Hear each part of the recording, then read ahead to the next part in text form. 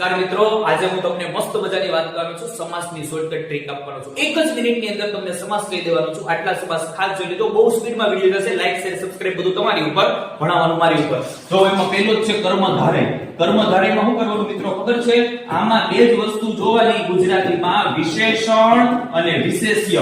કોઈ પણ નામ હોય એ નામમાં વધારો કરે ને એને કર્મધારય સમાસ કહેવાય. બહુ મૂંઝાતા નહીં, હમણાં બહુ ટૂંકમાં કહી દઉં છું. બહુવ્રીહી સમાસ એટલે શું ખબર છે?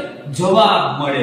જે છે તે, જેવો છે તે, જેનું છે તે. ચક્રાયુધઃ, ચક્ર જેને ધારણ કર્યું છે તે. તો જ્યાં જવાબ મળે એને તમારે બહુવ્રીહી સમાસ સમજવાનો. પછી આવે છે તત્પુરુષ સમાસ. તત્પુરુષમાં શું કરવાનું ખબર છે? કર્તા એ, કર્મને, કરણથી, સંપ્રદાય માટે, માંથી, નોનીનું ના, અધિકરણ માં. કર્તા એ, કર્મને, કરણથી, આવા શબ્દો છે. આ કરી લ્યો એટલે એમાં તત્પુરુષ સમાસ આવી જાય. પછી કયો સમાસ લાગુ પડે? તો કે દ્વિગુ સમાસ. દ્વિગુ સમાસમાં શું આવે? તો કે આગળ સંખ્યા આવે એટલે દ્વિગુ સમાસ સમજી લેવાનો. અને છેલ્લે શું આવે? તો કે ભાઈના દ્વંદ્વ સમાસ.